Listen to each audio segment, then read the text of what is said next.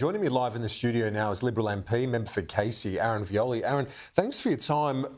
Casey, your electorate is, and the reason I was really keen to have a discussion today is the demographics are actually quite similar to Dunkley, where we've got a by-election in less than 3 weeks. I want to get your thoughts on this polling Redbridge did.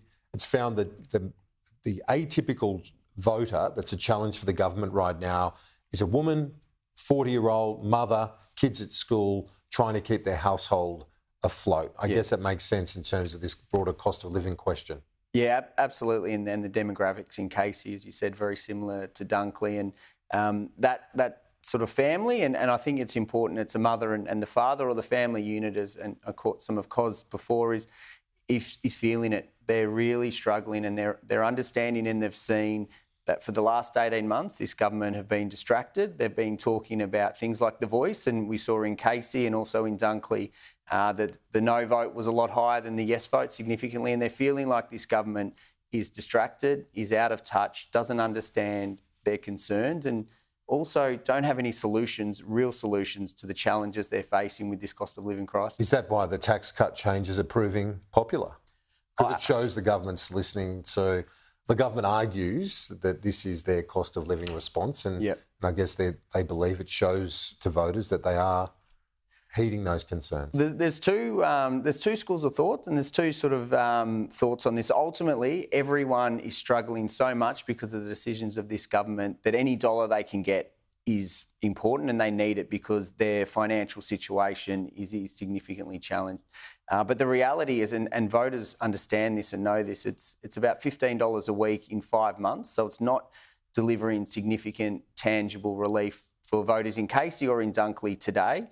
So they're hearing the noise that there's something there, but those that look into the detail realise they're not getting anything, and their power bills aren't going down. In my community, and Dunkley's the same, driving is really important because public transport isn't up to scratch. So they're feeling it when petrol's at $2.20, their interest rates are going up, their groceries are going up. And they also know, and a few people have articulated this to me quite clearly and articulately, if they approve of this, they've given a blank cheque to the Albanese government on tax, because they've shown they've broken their word and they'll change at any time. So there is a fear of, we'll take the money, but what's next? Is it negative gearing? Is it the family home? A lot of tradies use trusts to keep their tax down. So there's a fear in the community about what's next. And where does the Dunkley by-election go, in your opinion? I know that it's you're about an hour away from Dunkley, so it's not your backyard. Yeah.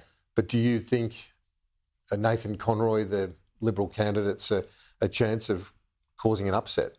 Yeah, I think we need to look, firstly acknowledge it's a 6.3% seat. So the fact the government have reacted, and we know, and the Treasurer admitted last week on television that the Dunkley by-election factored into their thinking of why they announced it recently. So clearly the government are worried. Nathan Conroy is an amazing candidate for the people of Dunkley. He's spent 3 years as the mayor. But Victoria's hard for the Liberal Party, isn't it, right now, or in recent years? So it's been a challenge for us, Victoria. Going against the trend. It would have to go against the trend, but this is what we're seeing. You get a great candidate like Nathan, who's connected to the community. His wife has spent her whole life living in Carrum Downs. They're raising their family there. You get a good candidate. You've got a clearly out-of-touch government, and there's an opportunity, but it's going to be tough, and we need to acknowledge, obviously, that this was caused by a tragic circumstance, and Peter was very well respected in here in Parliament, but also in Dunkley. So it'll be challenging, but the fact it's a 6.3% seat and we're talking about it being in play says a lot about the struggles of the Albanese government. Member for Casey, Aaron Violi, will stay in touch. Appreciate it. Thanks, Kieran. Talk to you soon.